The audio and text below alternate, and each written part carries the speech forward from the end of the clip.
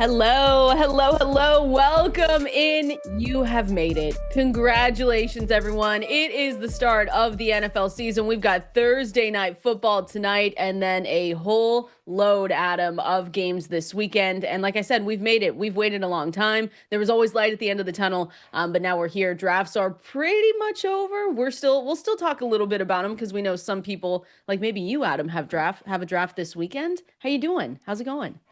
Yeah, doing well. There are people that will still be drafting over the next few days, but the majority probably are done and now looking to set their lineups. And you always get a lot of questions at this time. You know, quarterbacks, running backs, people worried about players with tough matchups. But again, week one, you're going to see a lot of crazy things. You're going to see players disappoint.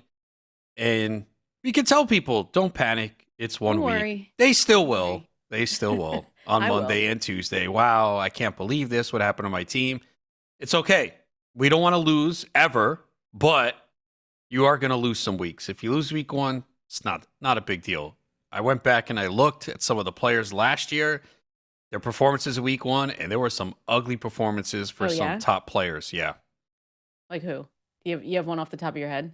I think it was Drake London was one of them. Omarion, I think, was one of them too. Yeah, I think he had like a 4.4 or something in a bad. PPR. So yeah, it's gonna happen, and we already know Remember, a lot of players did not participate in the preseason at all, including several players tonight. I mean, AJ Brown barely practiced, so don't put that out into the universe. Oh. I've Why? got a lot. You have a lot of AJ Brown, really? Not a lot, but it's just one of those things where I still did draft him this season. And back in my mind, I'm like, the hamstring, I think he had the concussion last year as well. It was kind of brutal. I actually thought I would have more AJ Brown this year because I thought he was undervalued. And it just came down to where you were picking. Because if you were picking early first round, you weren't getting him. Although I did. I think in one of my FFWCs where I had pick 3, he came back to me in round 2. I was stunned. Wow, that's but not bad. yeah, but for the most part, he was going in that mid-second round. So if you had an early first-round pick, he didn't make it back to you. And if you picked a late first round, you probably were not taking him if you were picking 10, 11, 12. Yeah. He was just below that for me. But I do think that he could have a huge season this year. I just go back and look at his first 2 seasons in Philly and last year. Clearly, last year was the outlier. He did miss some games due to injury, but also the Eagles did not pass that much, and we expect them to be in more competitive games. Maybe not tonight, but they will be in more competitive games. Maybe not tonight, but eventually we're expecting it. Yeah, it's one of those things where you're going to look at some of your lineups today. You're going to see a little like red bar next to your team name. It's okay. Some of these, you were just telling me before the show, some of my RB2s, a little bit brutal, little bit tough, but that's why we play it out, right? Our expectations are that hopefully they start off strong, but it might take a little while for some of those guys, especially if you went receiver heavy, got an elite, tight end, an elite quarterback. You're always going to be a little bit, a little bit projected to lose at one point with some specific players on your team. Like one position is always going to be a little bit worse than all the others. And so it's okay. Take a deep breath. I've already done it. I've looked through all of them today, Adam. It's a little bit bleak, but we're still going to win today. It'll be great.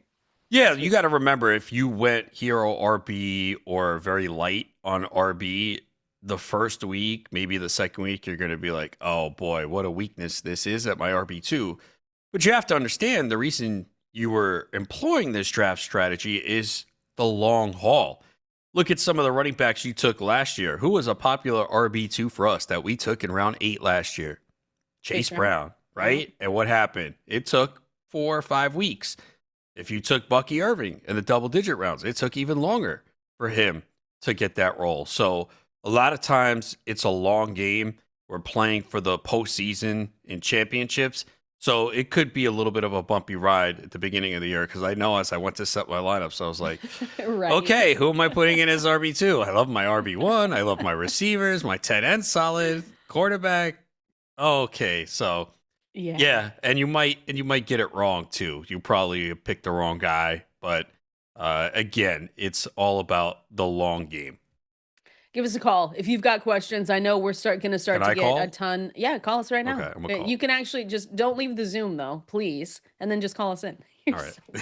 Give us a call though, everyone, and Adam. He'll give us a call too. But give us a call 888-963-2682 or press that new call button on the SiriusXM app. Want to throw that out early because I know, Adam, we're going to get a lot of start sit questions starting today and tomorrow, and we want to be on top of things. We want to make sure that we are here for you guys, the best listeners, and we are not biased at all. Or you can send us a message over there at Valenzuela17 at Adam Ronis on X. We'll try and look through those throughout the show as well.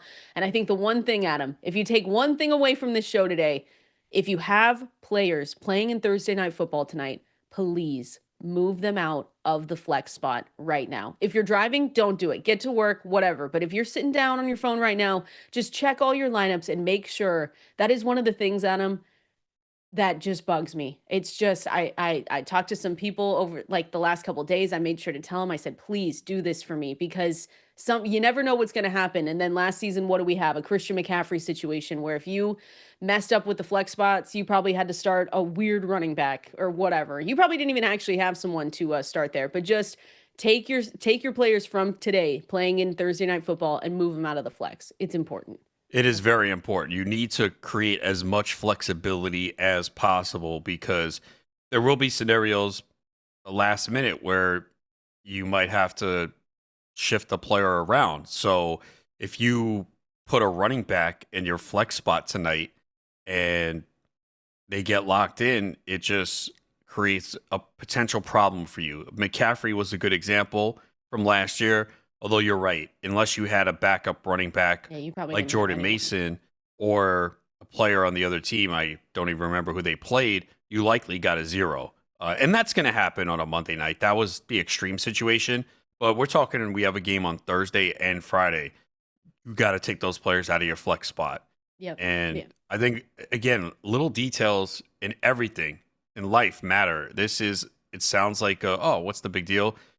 You will get burned at one point if you keep doing it. Anytime you got a player going on a Thursday or the early games, take them out of your flex, put them at running back or receiver. You just want to create as much flexibility as possible. I've seen it hurt people a lot of times. And you would think, like, people don't really look at it. They don't pay attention. I know. It's That's one of why I the wanted first to. things I do. Yeah. I go, okay, who's playing tonight? All right, Pickens, he's in my flex. Nope, moving him to the receiver spot. Exactly. It's one of those things where it's easy to overlook. I get it, but not now because you guys are listening to us and you guys are going to sit down whenever you can today and move those players out of those flex spots and just pay attention. Good call on I totally forgot about the Friday night game. So good call on the Friday night as well. Just make sure they're just out of there and you'll sleep a little bit easier tonight, or at least I mean, I will, won't. Adam. I won't, but I will, knowing that people hopefully did that. So I'm going to be fine. Talking about a flex player, maybe someone you might look to start. I'm unsure actually of this, Adam, but the 49ers, let's talk about Jauan Jennings. So the San Francisco 49ers added $3 million in playtime incentives to Jauan Jennings' 2025 contract. We knew throughout the summer when he showed up at camp, he said, hey, I want a new deal or I want to be traded. Neither of those two things happened. It feels like almost it feels like almost that they just said, here's some money that you can potentially make during the season. Hopefully this holds you off. He was returning to practice this week. And this is at least, I don't even want to say a step in the right direction, but it feels like this will just kind of end everything that they were going through this offseason, keep him through the 2025 season, and then he'll be an unrestricted free agent going into this upcoming offseason. So the new deal again offers him an opportunity to earn $3 million via incentives on top of the $7.5 million he was already set to make this season. And again, he can still hit free agency in the spring. So Adam, I know we're going to get questions. If people got Jauan Jennings late, is he startable this week? What do you think from this, money added, because it's not a new contract.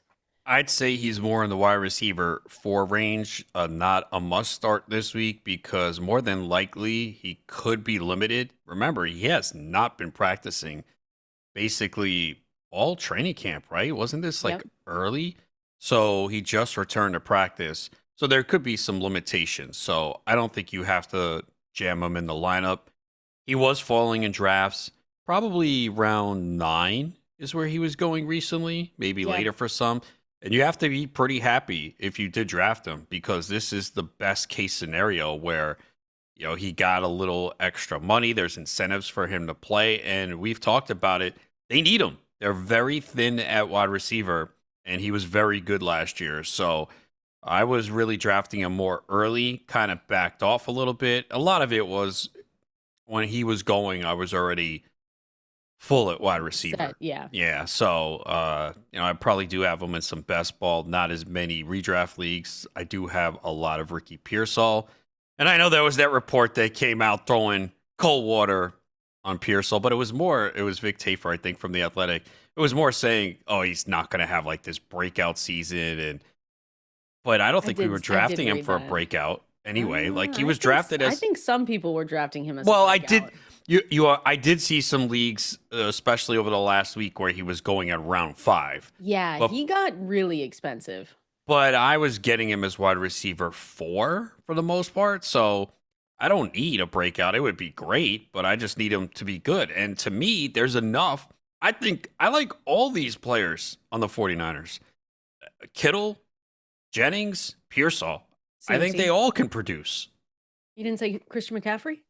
I didn't draft him anywhere, so we'll see. That could look bad. That could look bad. Hey, you and I are on the same page on that one. I went and looked last night after we got this news. I was drafting Jauan Jennings. I think you took him in the Beat Adam Ronis League on Wednesday, right? I did. Was that round 9?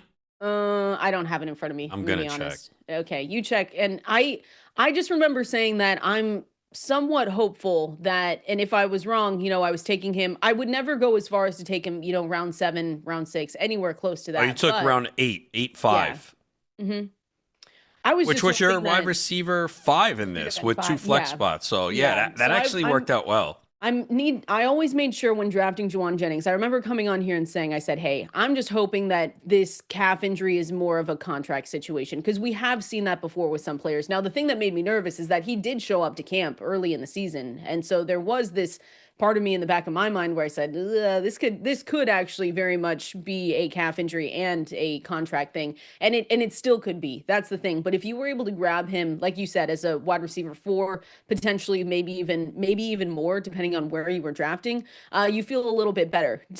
I know some people say, hey, I have him. Should I start him? He's my wide receiver 42, not overall, wide receiver 42. So I'm assuming a lot of people have better options this week to be able to start over Jauan Jennings. And if you have something close, call us in or go to fantasylife.com. We've got the start sit tool presented by Xfinity. So you guys can, put it in there. You'll see our projections for the week and what expectations are, but I'm going to play it safe. I don't think I'm going to start him anywhere unless I'm really desperate, really, really desperate at receiver. But it's good news all around, it feels like, because Adam, like you said, they need him. They need anyone in this receiver room, 1, to stay healthy, 2, to start it out. So to be able to have him back, even if it is in a limited capacity to start the season, it's a good overall look for Jauan Jennings managers. You're not worried as a Ricky Pearsall manager, right? Or is this something that you said, dang, I thought this was going to come a little bit later in the season?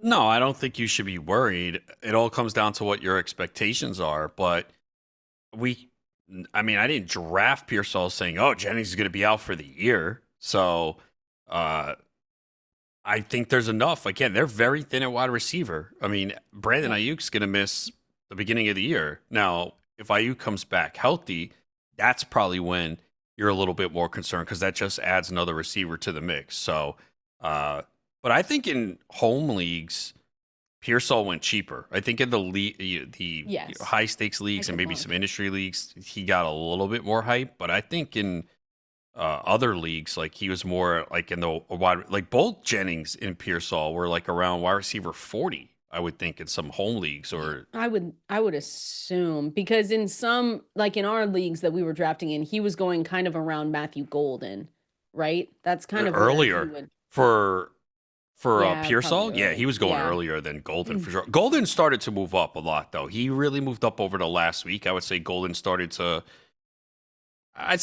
like around wide receiver 35 to 40. Like he started to push up, where Pearsall went just a little bit earlier than that. Like in our draft, Pearsall went 5-6 in our draft that was Wednesday last week. I don't remember. That was a week ago. Everything is blurred together. Everything is blurred so together. Pearsall went 5-6, Golden went 6-8. But see, This team that drafted Pearsall took him as their wide receiver too because they went running back heavy. That's a Yeah, that's going to problem. be brutal. If you drafted him like that, then you might be in a little bit of trouble. And they took Addison. See, Oh, why? that's where I look at roster construction. It's just bad. Like you can quibble with players all you want, but a lot of times when I'm looking at draft boards, I'm like, okay, what's the structure? What's the logic? And that's why I say I hate the top 300, top 200 rankings because if someone trusts you, they're just going to blindly draft off it. Oh, well, he has this guy higher. Well, he doesn't fit your team. You know, it's a puzzle that you're trying to put together. So that's why I think you have to go by positional rankings and also be cognizant of the way you're building your roster because sometimes that player could be the best on the board. He doesn't fit your team. I mean, it really applies way more to fantasy baseball because there's so many different positions and stats, but it does apply for football too. Like you can't take 2 suspended players in the first 7-8 rounds. I mean, you can, but if you a little brutal, could you imagine that though? Like you have Addison and Rice, and then we didn't get to this yet. Christian Kirk is like, all right, I got Kirk early in the year. The guy he came on the injury report yesterday with a hamstring issue. Yep. So and I'm worried about people that when we originally got the Rashee Rice news that it sounded like it was going to be mid-season, that they might have just taken Rice. Yeah. Or Jordan Addison. Rice and Addison together. So now you got two guys. If that's the case, then I'm going to take Addison because Rashee Rice will be here for the first few weeks. And that's okay if you did that because we have to go with the flow with the news that we get. So it's understandable if you had a draft that night, there were so many questions about what could happen for weeks after that. Can I please bring up this point? Because I'm looking at this guy's draft, and this is to teach people lessons, okay? The floor is yours. So they took Brian Thomas, wide receiver 1. Fine with that. Rashee Rice, wide receiver 2. Keon Coleman as the wide receiver 3, who popped up on the injury report out of nowhere with a groin issue. Michael Pittman. Darnell Mooney, who is back at practice, but we don't know if he's going to play. And Brandon Ayuk. Like, that is just, how do you do that? Now, again, the Coleman thing, they didn't know about. So take that one out. Fine, that's bad luck. You knew Mooney was banged up. We did this last week. There was no guarantee Mooney was back week 1. You knew Brandon Ayuk's going to miss time. With Rashee Rice, those are their top 6 receivers. So they might have 3 or 4 of them not even ready in week 1. And I know it's a long season, but you know Ayuk's missing at least 4 games. You know Rice is missing 6. Yep. And you knew Mooney was banged up going in. Like, that's not how you do it. That's not how you do it. So that's the whole point. You can take a little risk, but you put yourself in a hole immediately coming out the gate. And yeah, it's not all about early in the season, but you also have to get to the playoffs. You do. And we'll get you there. So if that's your team, call us because we'll help, right, Adam? We can help work on that. I don't know if we can help that one. No, I'm just kidding. We can help everyone here. Again, you can send us a message at Valenzuela17 at Adam Ronis over there on X. I we got a photo of this league that they tweeted at us, said year 21 for our fantasy football league. Let's go. Congratulations. That's super cool. 21 years. That is pretty cool.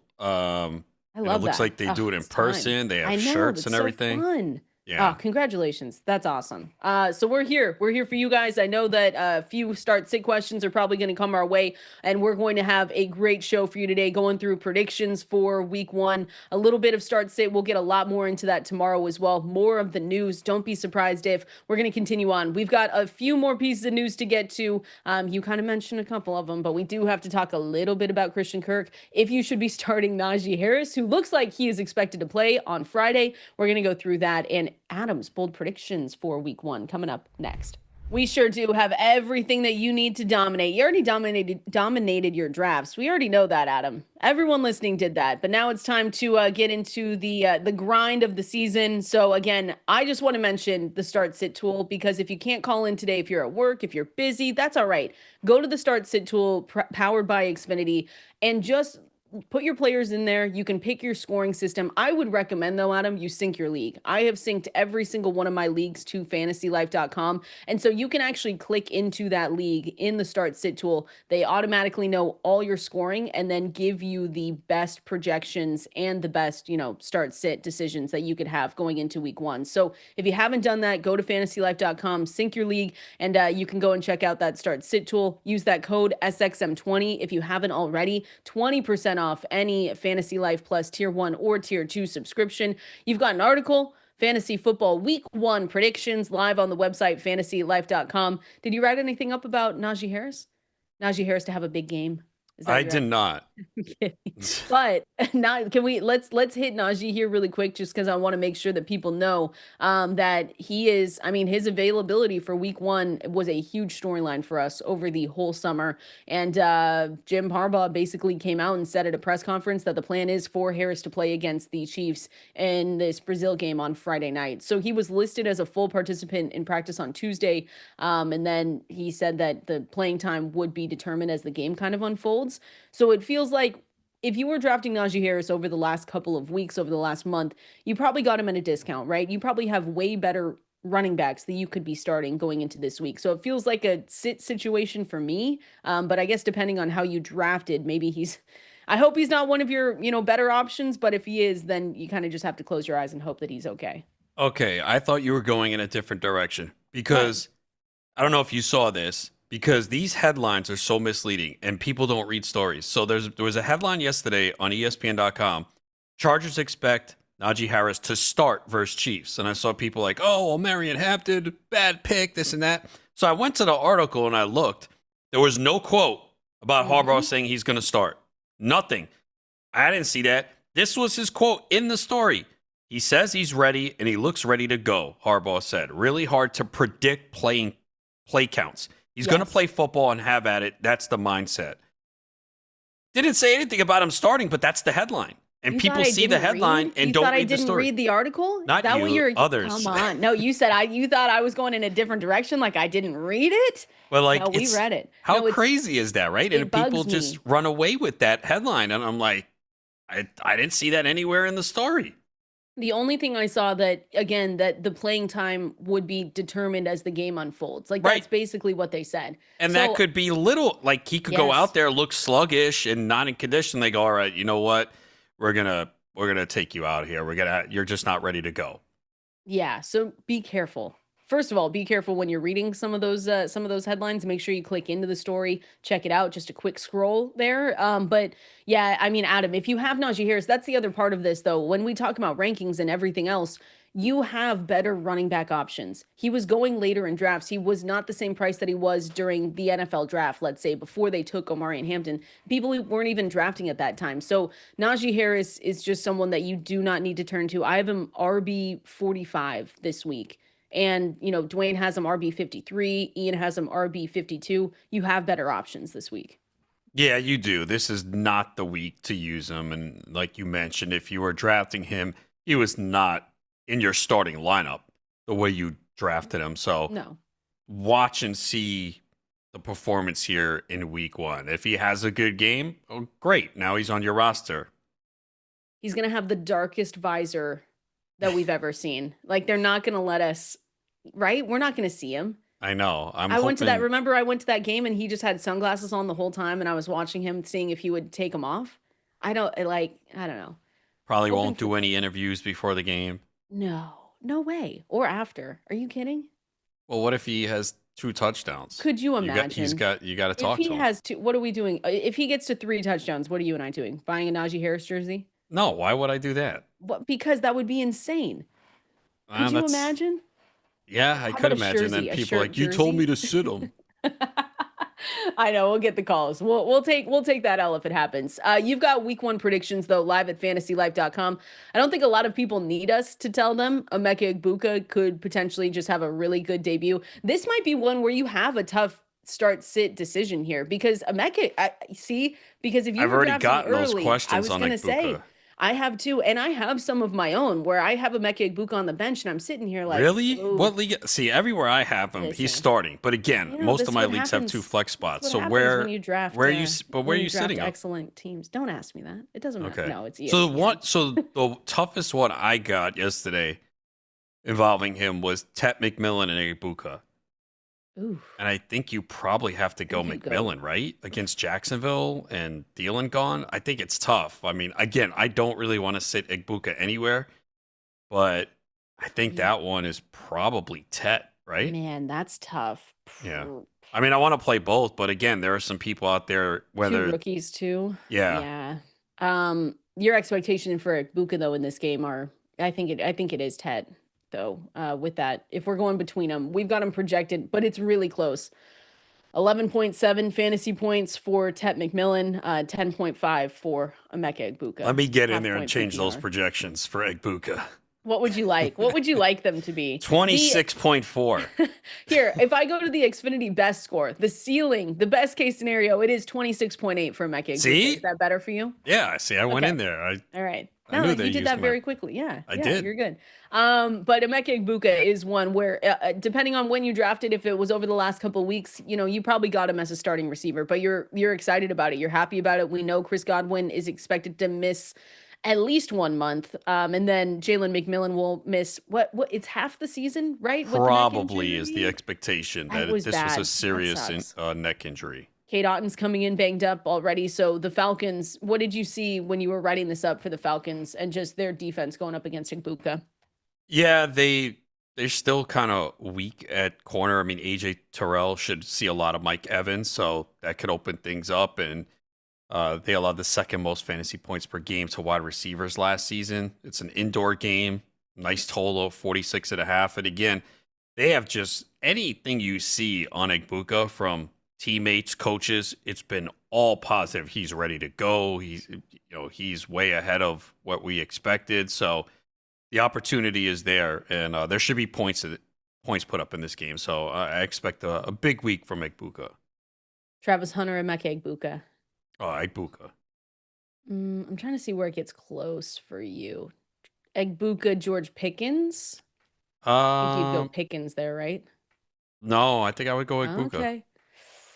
Well, that's as far as I was going to go with it because I can't. Egbuka should have a really good, especially this weekend, have a really good start to his season.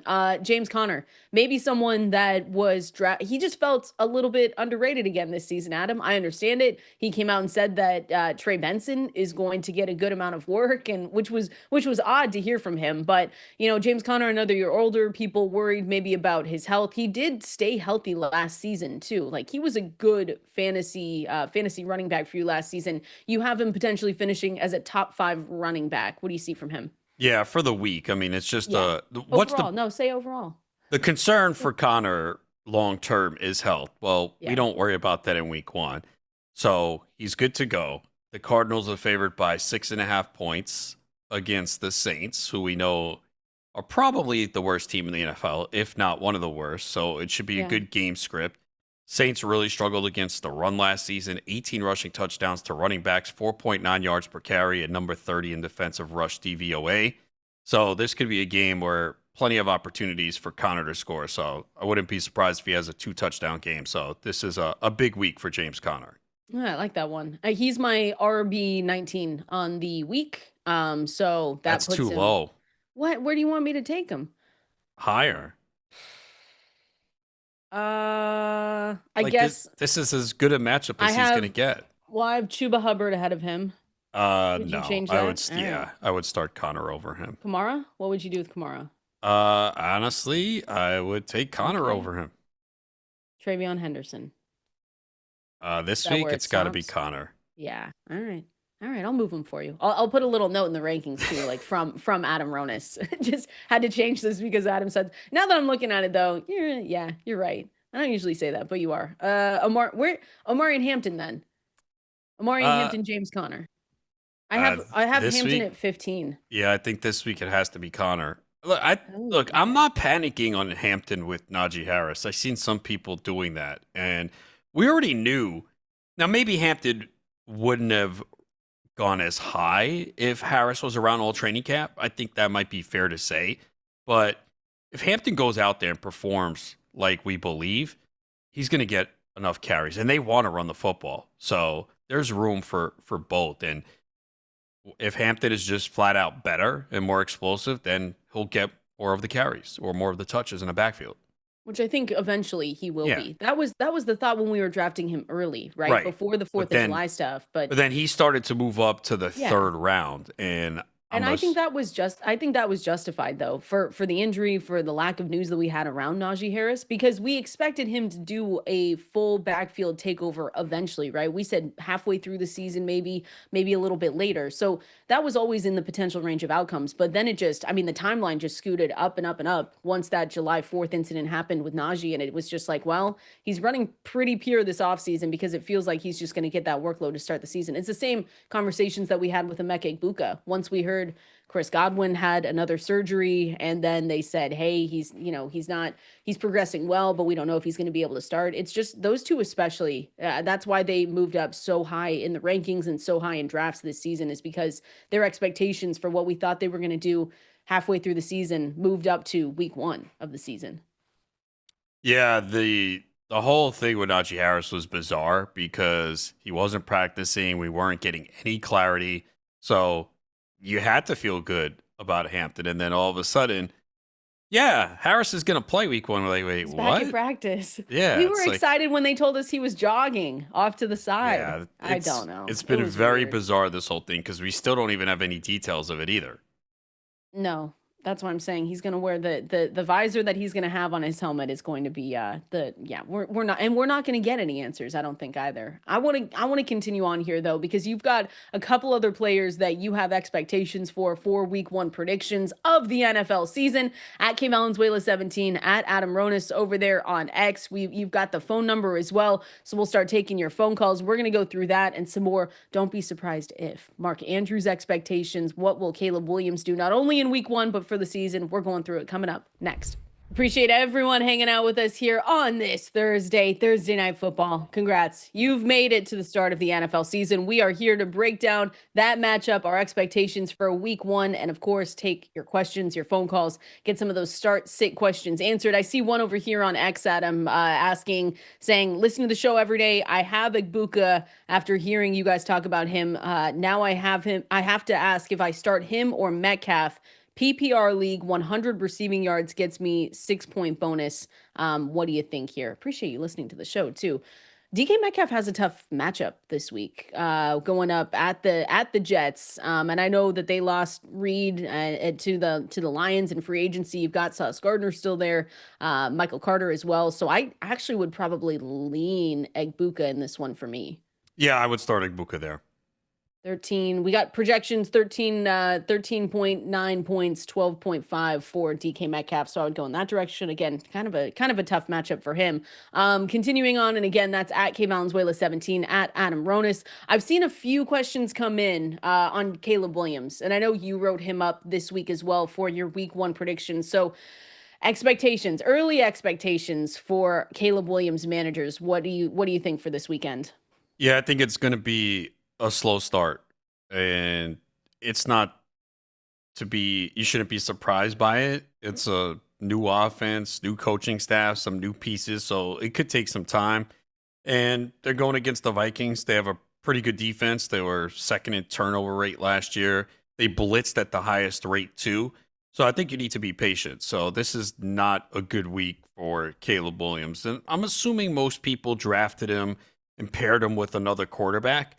I know I did in a couple leagues where I have him. Who is your second though? Like if it's JJ McCarthy, what's the split going to look like there for you? That's not ideal if that's what you have. I think I actually have Caleb Williams and Justin Fields. So, but I'm going to play Fields this week. Yes, Okay. it's a tough matchup against Pittsburgh, and they know him well with him being there last year, but we know Fields can make a day with 60 yards rushing and a rushing touchdown and then doesn't have to do much through the air, and he has a solid fantasy day. So this might be the toughest matchup Fields has this year, but I'm playing him over Caleb Williams. What did we say about Justin Fields? Just put him in your starting lineups and don't watch, and just Yes. check back later, because it might get ugly at some points. I kind of want to stick with, well, you mentioned Justin Fields, and I kind of wanted to go back just to them going up against the Pittsburgh Steelers. Breece Hall. Seen a few questions on Breece Hall and Braylon Allen. Now, if you were drafting Braylon Allen, that is not a must-start guy this week. We know that he has the potential. If they show us their cards this week and it really is this split backfield or this three-headed monster, we're going to get a lot of answers here because that's been one of the bigger storylines this offseason, Adam, is if Breece Hall really is going to get some of that work taken away. He's entering the final year of his rookie contract. But again, this is a tough matchup going up against Pittsburgh. If you have Braylon Allen, you have better options to start at running back. But if you have Breece Hall, who I accidentally auto-picked last night in a guillotine league. Really? Ooh. Yeah, it was guillotine leagues. So I have to start him there, but that's different because that's 18 teams, people. So expectations for him. I'm a little bit nervous. Yeah, look, the whole preseason, offseason, we've been hearing they want to use multiple backs. Now, we do know the Jets are going to run a lot. He's probably not going to be able to do much in the ground. I think if you do have Hall for this week, the expectations are lowered. He's more of a low-end RB2, but it could be a tough week. What you have to hope is that he catches a few passes to make up for it in PPR. But as we mentioned, this Steelers-Jets game is probably one of the more unappealing ones from a fantasy perspective for the week. We don't expect a lot of points. Could be ugly, low scoring. So you do have to temper expectations for a lot of the players. I mean, with the Jets, it's mostly Hall and Garrett Wilson anyway that people drafted. Yeah. I mean, yes, Braylon Allen was drafted, but that was more, okay, let's see how this backfield plays out. And, of course, people are thinking at some point Hall could get traded as well. But outside of that, it's not like you were taking Josh Reynolds. I mean, maybe you took Mason Taylor in a deeper league, but you're not starting in week 1. But that game total is 37.5. I think that's the lowest one of the week. It's got to be. Yeah, it has to be. I don't think there's another game below 40. Yeah, that's the lowest total of the week by far. Nothing else is under 40. So watch it be the highest scoring game of the week. Stop. Don't do this. Don't do this. We can't play the mind games already. But listen, we talked, I like mentioning Caleb Williams. We're going to get so many answers, especially for backfields and running backs. We're going to get a lot of answers hopefully this week. And we'll say, okay, we've got more of a clear view of what it's going to look like. Dwayne will break it down in the utilization report, but that doesn't mean, especially this week, we're going to have weird games. Like we say, hey, if you can sit Caleb Williams, do it, but that doesn't mean that we're going to be shocked if Caleb Williams is a solid QB1 in fantasy this year. That's how we've been drafting him. We waited a long time and just said, hey, if I'm going to wait on quarterback, I'm going to go get Caleb Williams because of the potential that he has with Ben Johnson in this offense, all of the weapons that he has, and the potential that he has to just really outperform that ADP. So I know people might be in a tough spot. I have one. That was me, by the way. I've got Caleb Williams, JJ McCarthy. What are you going to do? In one league. I don't know yet. I'm just going to sit on it. Well, they play against each other, so. Yeah, it's great. So I can watch the other one. You can wait till you'll wait till Monday. They play Monday anywie, so you see where you are, where you're scoring, and then go, okay, let's see. Because you have a rookie making not a rookie, but he's making rookie-ish. I mean, right? Yeah, I mean, not really, but we don't have spent a sample a year in the size league, but he didn't play. Okay, but you have a player making his NFL debut on the road. I know. I'm thinking about going Caleb. But again, I've got some time to and it'll consume my every thought all weekend. That's what happens, Adam. And then all day on Monday. Good thing we have overreaction Monday and then Tuesday, and I'll just complain about it here on the radio. It'll be great. But again, that article is live at fantasylife.com. Highly recommend everyone go and check it out. The week 1 predictions from our very own Adam Ronis, talking more about, guys we didn't get to talk about here. Drake May talked a little bit more about Josh Downs, David Njoku. Is he your favorite start this week? Not to give it away. David Njoku? I mean, not favorite, but he's in slash the Bengals up. He's in a great spot. He destroyed the Bengals twice last year. Yeah. When I read that stat, 24 targets in 2 games. Wow. Yeah, he's definitely in a good spot. We're going to continue on here. We're going to keep going through some of the news that we got over the last 24 hours. I also want to talk about survivor picks, Adam, because we got some questions yesterday about what the best strategy is, what even is a survivor league. If you're not in one, you should definitely join one because it's fun. And we'll start taking those phone calls here coming up next. Week 1 is here and we are so excited about it. Time to get into the nitty gritty, Adam, of setting your lineups, making sure you're making all the right decisions so you can win that fantasy championship. We are here to help you. Again, the phone number 888-963-2682, or you can press that new call-in button on the Sirius XM app because, Adam, you said that we were good to take phone calls yesterday. You said, I don't know if I want to take phone calls, but then you came around to it. So you're That being is not nice true at today. all. I don't know, I'm just saying. You want to take one now? Yes. All right. Would be good. Would be a good bit if you said no one time. But let's go out to the phone lines, and we'll continue to take more of them during the water cooler. You guys know that. Let's go out to Mike in Florida. Mike, what do you got for us? Thanks for taking my call. Hey, Ronis, I've been listening to you since you've been on the morning with the executive and the clown, so I've been a big fan for a while now. Thanks, man. Appreciate it. Hey, I have a PPR. I need to pick one of these to start my flex spot. I got Pickens, I got Pearsall, and I got Diggs. Mm, Yeah. Pickens, right? Yeah, I'm going Yeah. Pickens. I know Philadelphia, you would think, is a daunting defense, but they did lose some corners. Still have good players in the secondary, but Dallas probably going to throw, and I could see Pickens making a big play tonight. I could see him scoring. So, yeah, I would go with Pickens here. Appreciate you calling in, Mike, and being a fan of Adam Ronis. I love that. Look at you, famous. Yeah, I couldn't have done it without you. No, he said way before me. I do like George Pickens in that matchup, though. We've got him projected in full point PPR, 13.1 fantasy points, and it goes down to 12 for Ricky Pearsall, around 11 for Stephon Diggs. And if you have Stephon Diggs, again, just like Mike, you probably have a little bit better options going for you going into week one. Wanted to just get quickly, Adam, into survivor picks. And again, we're going to continue taking phone calls throughout the show here.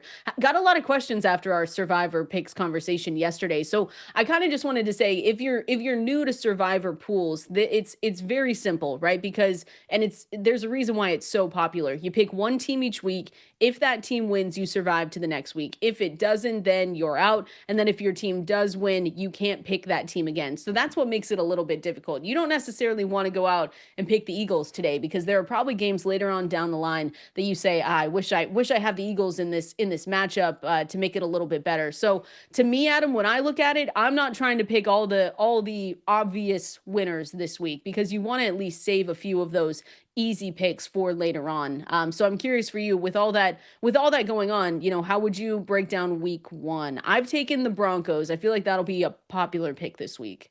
Yeah, and that's the thing too. You want to try and avoid the popular pick, because if that pick loses, a large portion of the pool goes down, and you don't want to be in that situation. But this is a tough week because we just have a lot of close games. When you look at the lines, there's a lot of lines that are 2 points or less. I mean, it's insane. You got Tampa Bay favored by 1.5, Indy favored by 1.5, New England 2.5, Pittsburgh 2.5, 2.5 San Francisco, Green Bay 1.5, Buffalo 1.5, Minnesota 1.5. So that's a lot. So the two biggest lines of the week are Philadelphia over Dallas tonight. Philly should win, but it is a divisional game. It's the first game of the year. There's a lot of players on Philadelphia that haven't been practicing for a good portion of training camp, and anything could happen in divisional games. You also have, you mentioned Denver hosting Tennessee, and Denver dominates at home in September. Yeah. What was that stat? I think it's 83, 34, and 2 all time at home in September for Denver. And you do have a rookie quarterback in Cam Ward going on the road in a tough environment. So you would think, yeah, that's a good spot. They should win. But they're gonna be very popular. Even though they're on the road, I think Arizona could be popular because I think that's a chalk. I think that's a chalk pick. Yeah, because the Saints are so bad, and I think there are some people that are pretty high in Arizona and their defense. So I could see them, even though they're on the road. People might go to Washington because, again, they're favored by 6.5 at home, but it's a divisional game, and Giants do have a good defensive line. So if they can create some havoc there, maybe that makes it close. I think then, of course, back to Denver, and the team that people are going to shy away from is Cincinnati. Oh, come on. On the road. Should we live a little and take Cincy this week to win at Cleveland? Look, if they don't win this week, then I say this every year. If they don't win this, like in this, they did play their guys in the preseason. They made it a point. So, but yeah, I think this is a really tough week. But I'm assuming Denver is going to be the most popular play. And again, if somehow we see a lot of upsets in week one and a lot of low totals in week one, because it's pretty much still the preseason. The way the NFL operates now with down at 3 preseason games and so many players not even playing one snap, this is essentially still the preseason. So this is a tough week. It is a tough week, and it's most leagues. If you're playing in a survivor pool, right? They're larger leagues, so you're going to last. Hopefully, they're going to last a little bit longer. So if I can avoid using, Buffalo, Baltimore, KC, Philly, I'm going to try and do it. Are you going to pick Cincy then? Is that going to be your survivor pick this week? Come on, Well, 27.8 points per game last season. I'll have multiple picks, but I think Denver will be one of them. Arizona will be one of them. Yeah, Denver. Come on. Come on, live a little. No? Yeah, Okay, look, that's fine. again, the only risk is that it's such a popular play, and if they go down, you just The go only down risk with is like that 40, 50% of everyone else. the only risk is that you lose. What Yeah. could go wrong there? Yeah. Nothing. We're going to the water cooler. We're taking your phone calls, giving you the news you need to know. Coming up next. This is Fantasy Life right here with you on Sirius XM Fantasy Sports Radio, getting you ready for all things week 1 in the NFL and Thursday night football. You have made it. We are so excited to be here with you today. As always, if you can't call in, if you're a little bit busy, if you don't have time to send us a message, go to fantasylife.com because all your questions can be answered right there. We've got everything you need from that start sit tool where you can sync your leagues. You can go in, you can click that league in the scoring system, and it will automatically know who you need to start once you put those players into the search bar. We've also got the rankings. We've got week 1 rankings updated daily. Just did mine right now since Adam said I had James Conner too low. So I moved him up, Adam. Don't you worry. Where do I? RB11. Is that better for you? That's better, yeah. Okay. You want him top 10? By the end of the 11's show, fine. maybe. All right, 11's fine. See, look at what we do. During the show, we'll change the rankings. Those are updated, though, at fantasylife.com. And just like I said, everything that you need. If you're drafting still, maybe today, maybe this weekend, you can head over there as well. Still got, obviously, the season longs and the season long projections, everything you need. And use that code SXM20. SXM20 gets you 20% off any tier 1 or tier 2 subscription because we've got the best listeners, Adam. Let's get into the news before we get into the phone calls. 888-963-2682 or press that new call-in button on the SiriusXM app. The water cooler is here to make sure that we are all up to date on everything that's happened. And there's actually been a good amount of news here, Adam, coming into this week 1. Want to start off the top in case people missed it in the first hour. Jauan Jennings looks like they at least came to an agreement. It's not a new deal, but the 49ers did add $3 million in playtime incentives to Jauan Jennings' 2025 contract. So he was due to make $7.4 million this year. He can now make up to $10.4 million, will be a free agent at the end of this season. And we know what Jauan Jennings was able to do last season, career highs in catches, yards, and touchdowns. And then, we're coming into, he said that he wanted a new contract or he wanted to be traded. Also was not practicing with a calf injury. We said at the beginning of the show, Adam, that if you have Jauan Jennings, depending on where you took him, you probably have better options to start this weekend, just in case that calf injury, is something that's still lingering and bothering him. We didn't see him at training camp. He hasn't been practicing or really up to speed. So you might have safer options this week at wide receiver. Yeah, conditioning could be an issue since he barely practiced, just returned this week. But if you have him, you're feeling good. You might have gotten him at a discount over the last week or two, not knowing if he would be there by the start of the season. But we say that these things all tend to work out. The players wind up being on the field because they don't want to lose those valuable checks. So he's back in a good spot because we know the 49ers are thin at wide receivers. So you have Jennings, Ricky Pearsall, George Kittle in the passing game.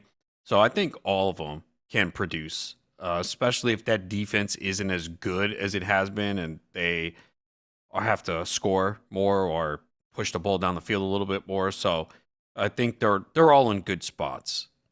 George Kittle especially. The George Kittle bags are heavy this season. I thought I drafted him a lot last year when he was going in the 5th round, and I did, which was amazing. This year, it's gone to an extreme. He's my most drafted tight end this season. Oh, wow. Okay. What could go wrong? Yeah, nothing. He never gets hurt. He's a model of health, so it's between fine. Him, Tucker Kraft, and then Tyler Warren, I ended up getting a lot towards these last couple of weeks.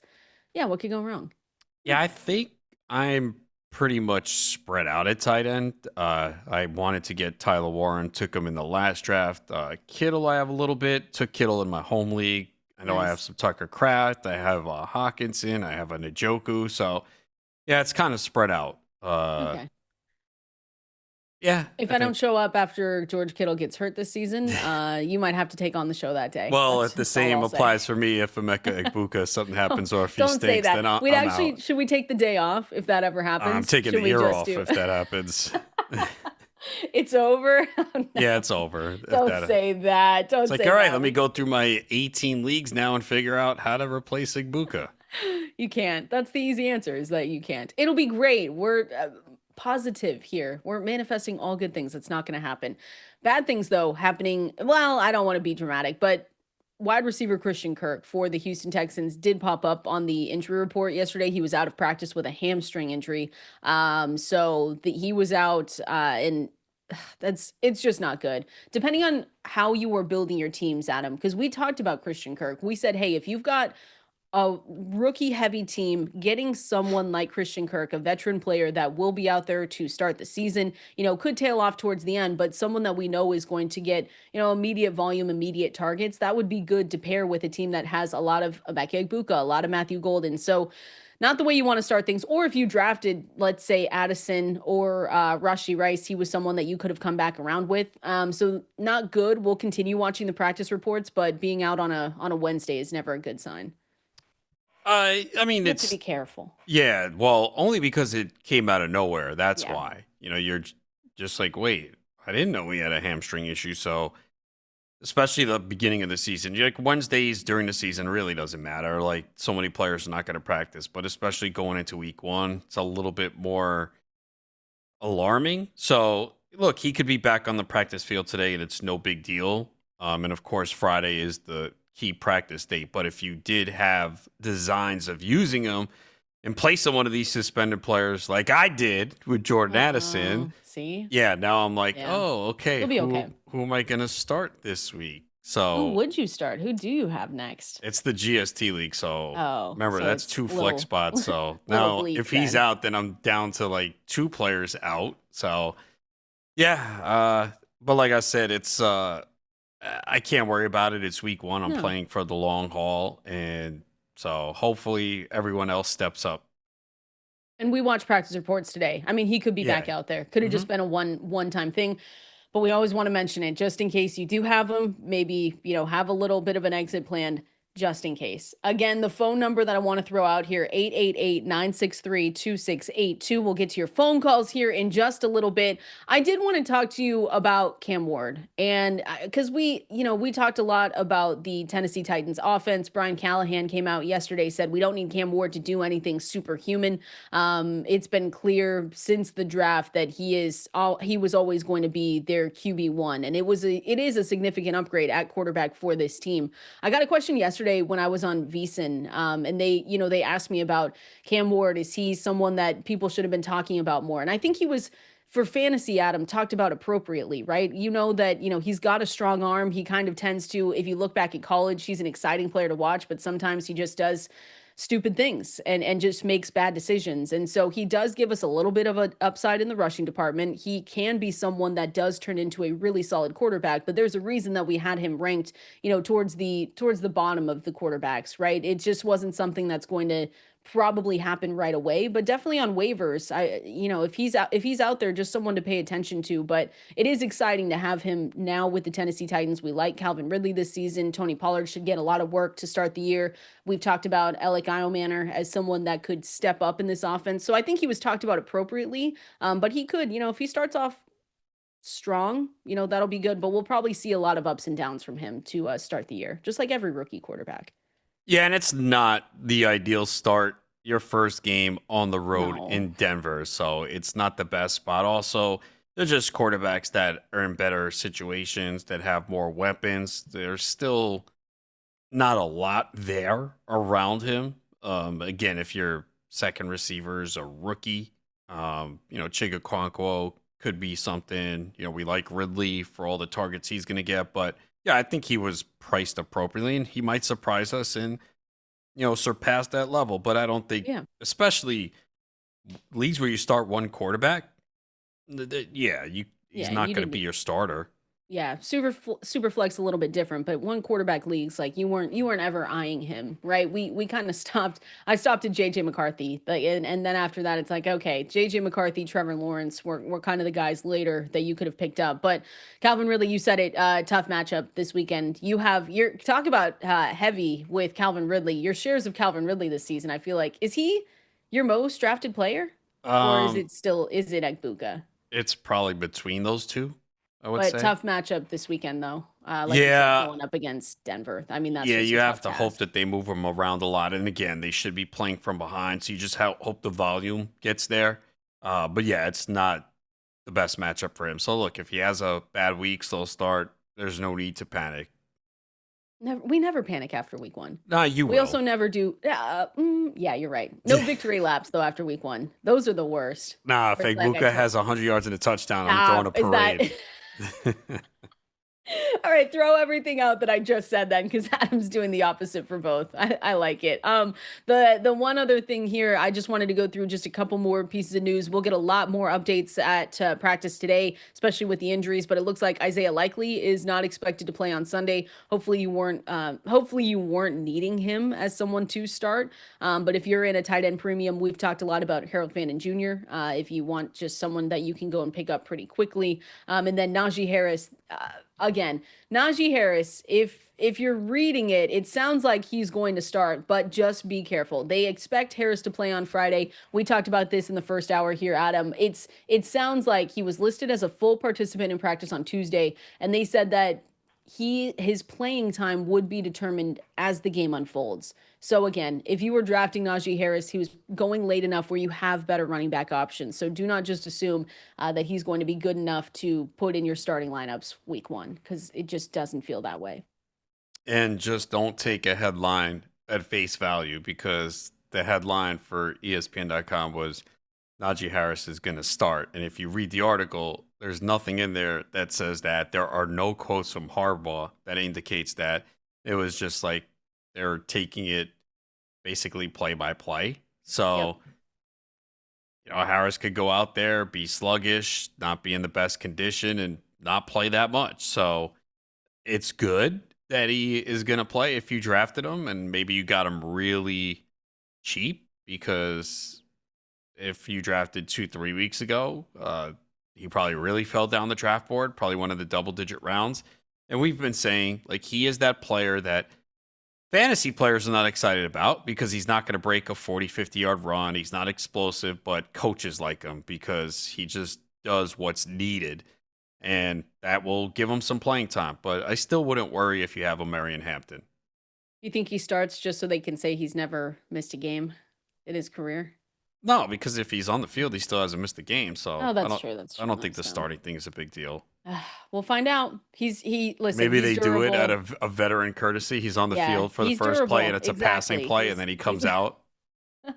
We're gonna find out. All eyes will be on Najee Harris if we see him out there. So that was the news here. Again, fantasylife.com. Make sure you check out the newsletter in your inbox 7 days a week, 100% free. Because if you miss news, we get that, and we do a great job of putting that into the newsletter, sending that out every morning for you. All the headlines that you need to know.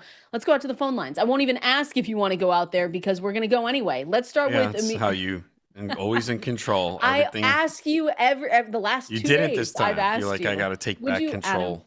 Adam, would you like to go out to the No, phone that's lines? all right. It's too You late for don't that. want to? It's too Okay, late. I'm gonna go out. I'm gonna go out to the phone lines. Let's go out to Emilio in Palm Beach. What do you got for us? How you guys doing? Thank you for taking my call. I'm here splitting hairs between my QBs. It's JJ McCarthy and Caleb Williams, just like you. Oh, no. I think you think about it all weekend. You let it consume every thought that you have until their game, and then you start Caleb Williams. I think that's going to end up what happens for me, Adam. But really, I really am gonna think about this all weekend. We've got the projections are so close here. Uh, I don't. They're playing against each other. So naturally, whatever decision we make, we'll be able to see it unfold live. But right now, my initial thought is to start Caleb Williams. But that could change, Emilio. I'm sorry. What do you think here? Yeah, I'd probably lean Caleb Williams too. It's close though. No, it is. Yeah. Yeah. Call call us back here because maybe it changes on Monday. But right now, Emilio, I'm going. I have the same exact problem. I'm going with Caleb Williams just to start. Appreciate you calling in. Let's go out to Fantasy Meatball out Georgia. Let's go out there. What do you got for us? Kendall, love the show. I was just finishing up my Folgers. While I Yes. was looking at the Met score. So, Wow. Okay. yeah, I see where this is going. I like this. I appreciated the high score in the St. Jude's CBS Charity League. And just wanted to say that before I ask my question. I have a start 10. Start 10 team. I need a flex.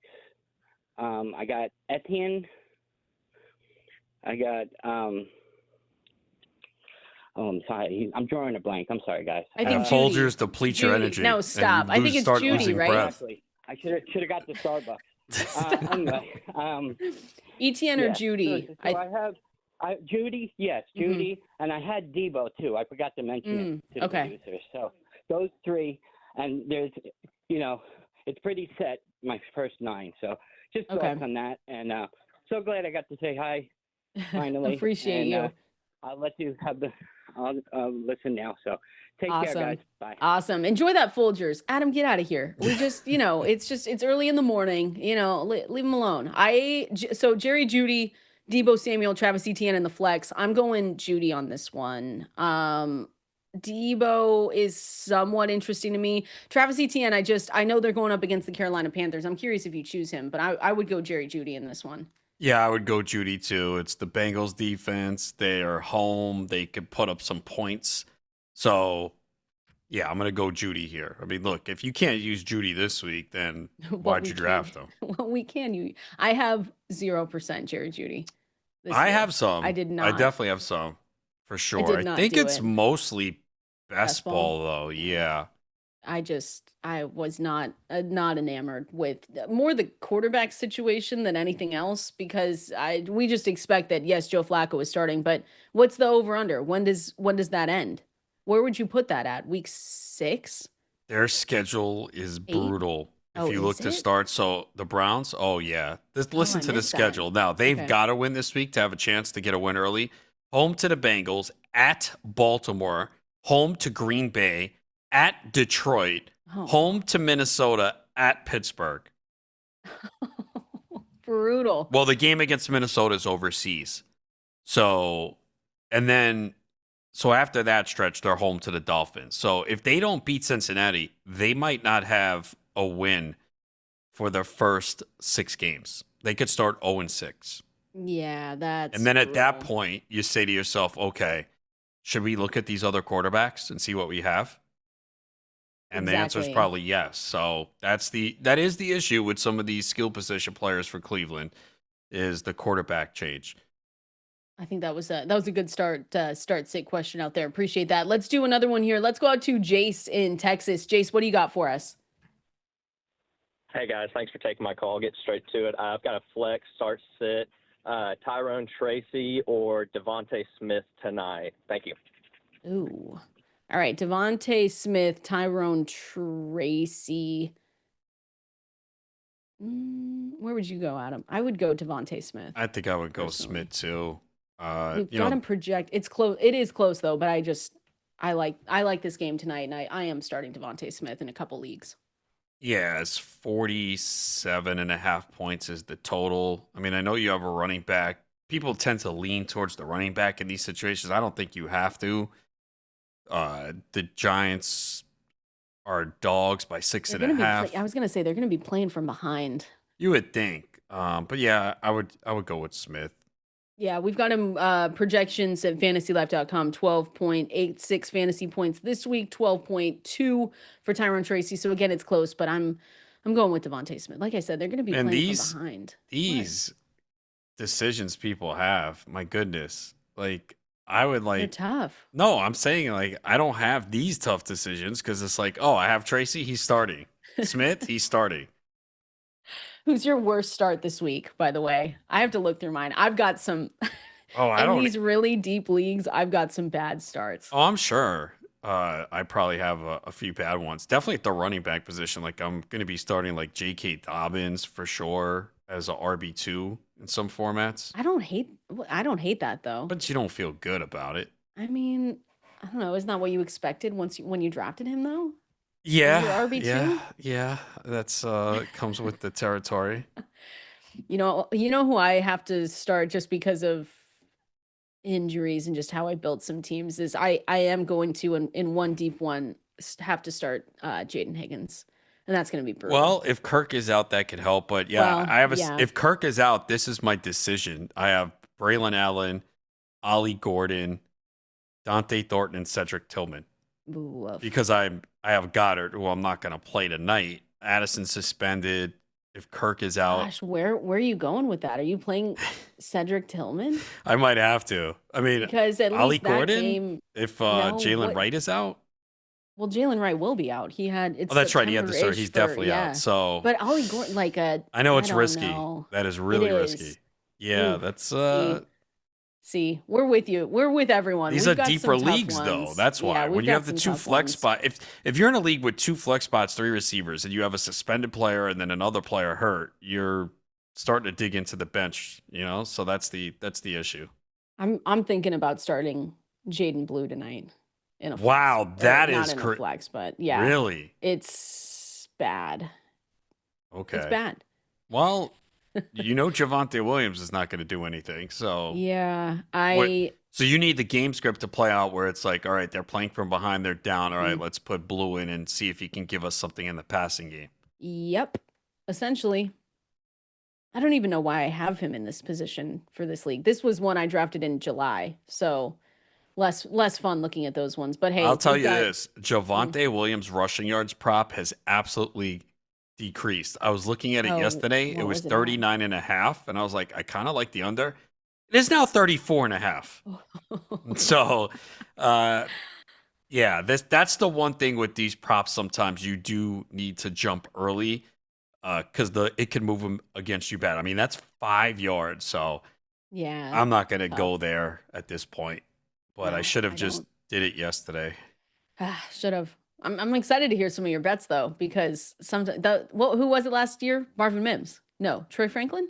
Who'd you always take Mims the was a receipt? guy Yeah, late in the year where they just had the his over on the receiving yardage yards. props in the mid Yeah, 20s, and that like was incredible. every week they were drawing up plays for him. The problem was he wasn't on the field for the snap percentage was low, so that's probably what the books were looking at. But I was like, well, every time he is on the field, he's getting an opportunity to make a play, and he's breaking big plays.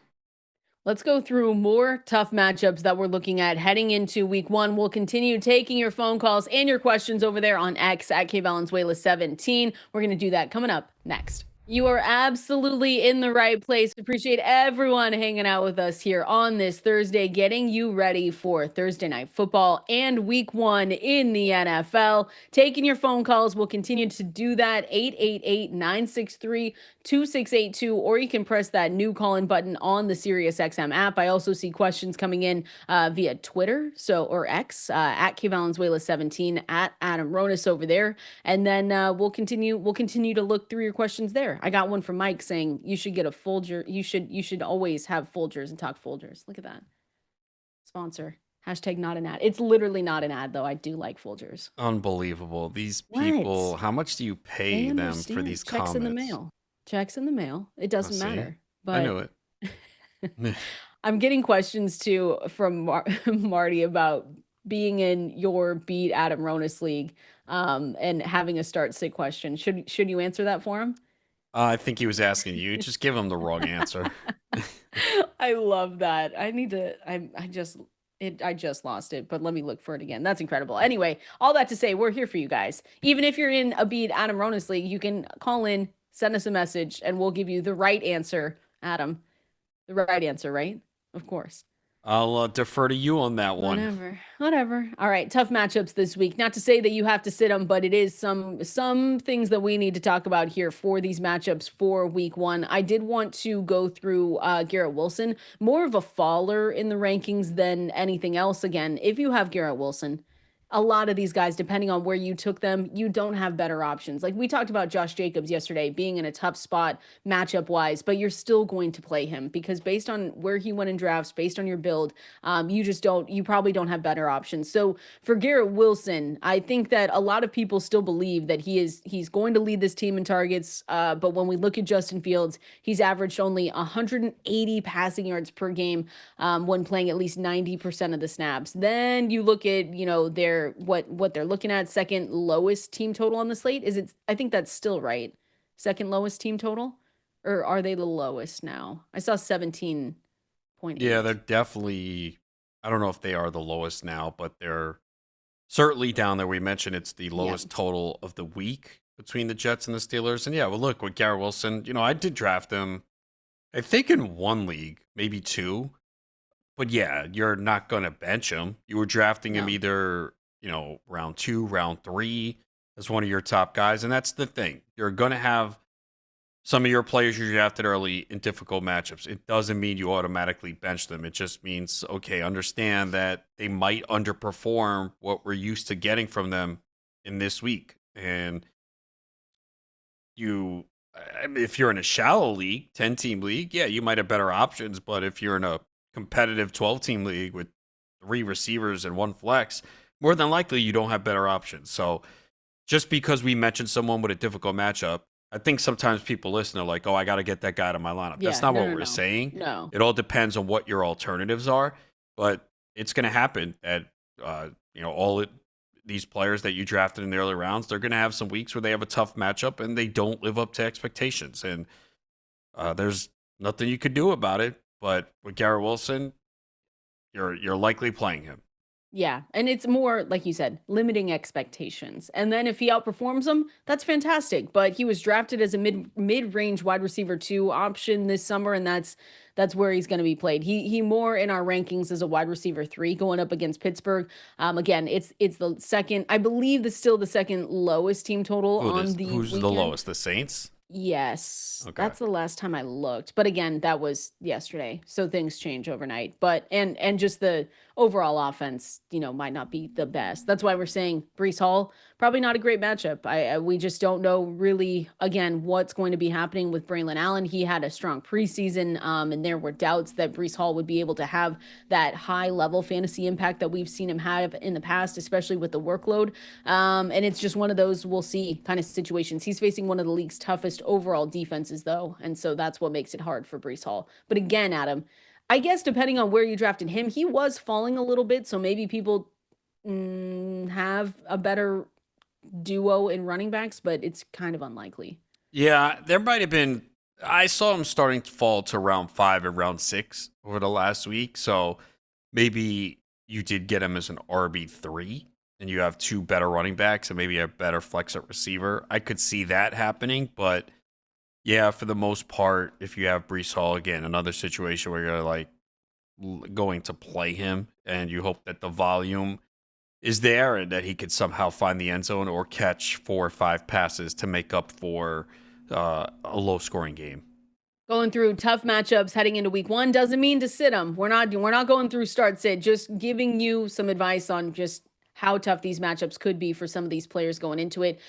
Colston Loveland, this feels like a matchup if you can avoid it. And there are some instances here, Adam, where I think people could have better tight end options because Colston Loveland was going a little bit later in drafts. If you were someone that waited on tight end, he might have been your first tight end that you picked up. But he's going up again. The Bears are playing against the Vikings, and I do believe that he's going to have a really, really good season in the NFL and just overall career. But this matchup is a little bit challenging. Minnesota Vikings were one of 5 teams to hold tight ends to 3 or fewer touchdowns, and only 3 tight ends managed 14 points in a game against them last season. So it's a wait and see. I mean, maybe, again, you might have a better option, but right now Loveland, at being a rookie, being that this Bears offense don't know how it's going to look just to start the season, that's a tough one to start. Yeah, it is, especially to not knowing exactly what the role is going to be, the matchup. So I'm assuming a lot of people drafted Loveland either and paired him with another tight end or took him as their backup tight end. So, yeah, not the best matchup for him to begin his career. No, but that's okay. You gotta go through it, right? That's what happens. You just prove yourself and you say, okay, now we've got that out of the way. Probably have another tough matchup here in the next couple of weeks. But again, he wait and see. I want to wait and see how heavily he is used in week 1 before just being able to slot him into your starting lineups again. If you waited, he might be your one. But maybe just take a look around. I will say too, Stephon Diggs is one that we talked about here earlier. Someone had a little bit of a start sit question with Diggs. He is also another guy that kind of just went down in the rankings a little bit. And again, Adam, where he was going in drafts, you should have better options at the receiver position because I feel like his age and coming off his injury was already baked into his ADP. They play the Las Vegas Raiders, which should be a good matchup. That's why I'm going back and forth here of like, you should have better options. Maybe we want to wait and see. But what do you think about this matchup for Diggs and going up against the Raiders? Look, I expect New England's offense to put up points this week. I don't think the Vegas defense is very good. Now, I did see, I think maybe some reporters were saying Diggs could be limited with the snaps, and then he said something like, I hope I'm not. So either way, even if he is limited, you got to figure he's going to be out there for key portions of the game when they need him. So, look, he's a wide receiver 4, though, this week, right? That's pretty much where you drafted guys for the most part. That's where they're ranked this week because it's unless they have like a great matchup or a really bad matchup, you're not going to move players that drastically. So for Diggs, yeah, I don't think he's a must start this week. Like you said, you probably drafted him as your 4th or 5th receiver. So depending on the depth of the league, you might not need him this week. And you could just say, all right, let me see how he looks when he goes out there. It's the first game. You can look great in practice and all these highlight clips. It's different taking contact. So yeah, I think he's fine if you need him. And I don't think you need to jam him in if you have good options. Yeah, I think you run a little bit of risk of him getting somewhat of a limited role to start the season. Nothing crazy, but if they are saying, "Hey, still coming back from that injury," we have to remember that maybe not being fully at 100%. So I think you have three better receiver options that you can start. And if you don't, go to fantasylife.com. Use that start sit tool presented by Xfinity and you can find out. Let's go to the phone lines here. I see a couple people on hold. 888-963-2682 is the phone number to call in. Let's go out to Sam in Wisconsin. Sam, what do you got for us? Hey, good morning. Thanks for taking my call. I got a couple of flex questions, but let me start out by saying for running back, I'm starting Walker and Swift. And wide receiver, I'm starting Chase and London. And for the 2 flex positions, I'm leaning towards Cortland Sutton and Travis Etienne, but I also have Braylon Allen, Ramondre Stevenson, and Ricky Pearsall. So I need 2 of those last 5 names. 2 of the last 5. Well, Ricky feels like one, right, Adam? Ricky Pearsall? I think Sutton is definitely one. Sutton for sure. ETN, I think, was in there. Yeah, ETN, Pearsall, Braylon Allen is out. Yeah, that's why I think it's Pearsall and Sutton for me. Yeah, I think so too. I mean, look, ETN, I am starting in some leagues, but those are leagues where my RB2 is shaky. I think ETN is the one. It is a really good matchup here against Carolina. That could be a very high-scoring game, but we're just not sure how this is going to go in that backfield. So I would lean ETN of the Jacksonville backs, but in your situation, we know Sutton is going to get a lot of targets. The only thing that could hurt Sutton this week is if they do blow Tennessee out and they get up to a big lead early and he hasn't done much, but you can't go by that. You just play Sutton. He's the one. We saw Bo Nix basically looking for him on every possession in that last preseason game. And yeah, Jennings is good to go, but he could be limited. So there could be a lot of targets this week for Pearsall, even though it is a really good Seattle defense. But yeah, I would go with Pearsall and Sutton there. Appreciate you calling in, Sam. Let's do one more here. Let's go out to Tony in Pittsburgh. Tony, what do you got for us? Hi, kids. I've got a half-point PPR, and I need 2 of these 4 Jamokes at wide receiver. Travis Hunter, Debo, Calvin Ridley, Jerry Jeudy. And thank you. Hunter, Debo, Calvin, Ridley. Adam, do you have the last one there? Judy. Judy. I'm so jealous of these people making these decisions. Like, hey, Tony's got a good draft. That's what happens. I need to get in these leagues, man. But the only unfortunate part, though, is like a lot of weeks. These are hard decisions, though. Yeah, like, that's the problem. Such good players. I think for me, I am gonna go Judy and Hunter. Yeah, because we talked about Jerry Jeudy already and how if you can't start him this week, when are you going to be able to start him? And I love Ridley long term, but this is a tough matchup going up against Patrick Surtain is so difficult. And I do think Debo could have a good week, though. I was just sitting here thinking, you know what, Debo Samuel though going up against the Giants.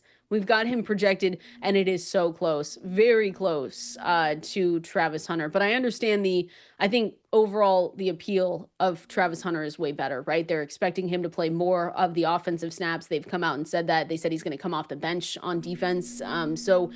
And they're going up against Carolina. Like, this should be a game where we should see a really good Travis Hunter, just being able to look at this new look offense and being able to step up. So I'll go Travis Hunter, but Debo is interesting though as a start this week. I'll just say that. So I'm with you on Hunter and Jerry Jeudy.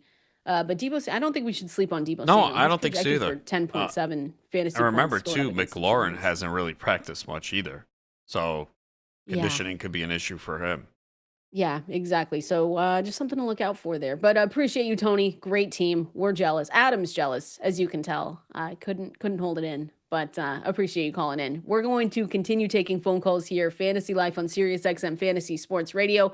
Our last Cloaked Identity. And this is a fun one though, Adam, because I'm going to give you Cloaked Identity presented by Cloaked. And these are players that had good or bad week ones in 2024. I'll give you that hint. You'll at least know one of these guys. We're going to go through those Cloaked Identity players coming up next. This is Fantasy Life. This is week 1 of the NFL season. Coming up here with Thursday Night Football, we'll do our preview here after Cloaked Identity presented by Cloaked here, your all-in-one solution for privacy, safety, and security. So if you don't know the drill, we're going through cloaked players that Adam does not know. I've got some hints for him here. And the clue for today was players who had good or bad weeks in 2024. All this to say that we don't want to overreact, Adam. We've seen players play really well in week 1 and then do nothing the rest of the season. We've seen good players, not put up good week 1 performances. And we don't want to panic because then they end up being some of the top receivers, top scorers in their respective positions. So let's go through it. I'm going to give you an easy one to start. Tight end 1 in PPR fantasy points per game in week 1, 2024. You already know it. I think I know it. You want to say you want one more? Wait, I just want to, I think it's got to be Isaiah Likely. Yep. Congratulations. Look at that. He was, remember, so that was a Thursday night game, right? Mm-hmm. Yeah, and then he was drafted like Saturday. 3rd round in some of those high-stake leagues Friday and Saturday. Absurd. He finished as the tight end 19 in PPR fantasy points per game in 2024. 7.1 was the headline of waiver wire articles after week 1. It felt like it could have been right, though, because Mark Andrews did not come on until late, too. It felt like there was an opportunity there, but it just never didn't happen again, really. So people spent a lot of their fab. Could have been like me, drafted him, had him on the bench week 1, put him in the lineup week 2, and he has 4.6. Because why would you start? I mean, in any world, why would you have started Isaiah Likely? And remember, didn't he just miss another touchdown? Like his foot landed just outside. Yeah, it was the toe on the out of bounds. So he could have had like another 6, 7, 8 points. Jeez, could you have imagined? All right, you want to let's go another one. Running back 42 in PPR fantasy points per game in week 1, 2024, 5.3. Finished as the RB 14 in PPR fantasy points per game, 15.9. Last clue, this will tell you what it is, who it is, took over the starting role after the team's RB1 went down in week 8. Chase Brown. Yep. Yeah. That one took a while. It did. We had to wait. I wonder if we never got that. If Moss never got hurt, it would have happened. But it would have happened. Later. He just looked better. It was just a matter of time. Yeah, that was one where you had to be patient. I think this is one when we're talking about Isaiah Likely, it's hey, we don't want to fully overreact, spend all our money unless it feels like it's really truly there. Chase Brown is an example of staying patient. I know a lot of people had to wait. If you were in maybe shallower leagues, you might have said, you know what, I can't keep doing this I because bet you it there did were take a people that while. cut him after week 2 or 3.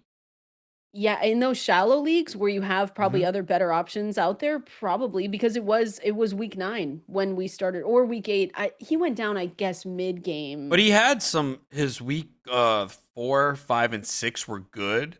But week 7 wasn't. So what week did you say Moss went down? 8. 8? Took Okay. over the starting. I should say took over the starting role after he went down in week 8. Because he did have a big week 3, but what were the touches? Oh yeah, it was 80 rushing, 12 receiving, 2 receptions, 2 rushing touchdowns. That was against Carolina. I want to So give you a difficult one here, and then we'll continue breaking down Thursday Night Football. I'm going to a receiver. This one is hard. I might finally get you on this one. Wide receiver 10 in PPR fantasy points per game in week 1 of 2024, 21.5. Then was 14th in air yards per game in 2024, 93.9. okay. 93.9. That doesn't, Do I get I'll another have to hint? look at that. Finished as the wide receiver 48 in PPR fantasy points per game. Ooh. This one's a little random. I think the 48 air yards is the ish. best hint. Yeah, I think so. Because I did not remember that he finished as Okay, the wide so receiver 10. it can't be Ridley. I know he was up there in air yards, but he didn't No. finish wide receiver 48. Air yards. Actually, can I get another hint? No, that's all I wrote down. That's all you get. Can I get Alec Pierce, Oh, okay. which is kind of I did not know that one, to be Yeah, honest. that One's was where, tough. yeah, Oh yeah, that was a he difficult did have one. did he He have had a a big week? huge, Did he have 2 touchdowns week 1 or he 1? finished as the wide receiver 1. He had 21.5 fantasy points that week in full point PPR. Okay. It was crazy. Richardson started that game, right? Yep, Yeah. sure did. And then the air yards was more of Anthony Richardson just trying to heave it downfield Yeah. than anything else. But that was Cloaked Identity. Finally, it had to be the most weird guy to ever do this for, but I finally got you here. That was Cloaked Identity, again presented by Cloaked. That is your all-in-one solution for privacy, fantasy and security. They protect your identity, they block spam, they keep you safe from digital threats before they reach you. You already know that we like our data over here at Fantasy Life and fantasylife.com, but we don't like it being exposed, so make sure you go check out Cloaked. You also can get started with Cloaked's risk-free scan, cloaked.com/fantasy, courtesy of Fantasy Life, to see where your personal information is exposed, and then sign up with 20% off with code FANTASY. Thursday Night Football, Adam. Let's break down your Cowboys. Take a few more questions here. We're going to do that next.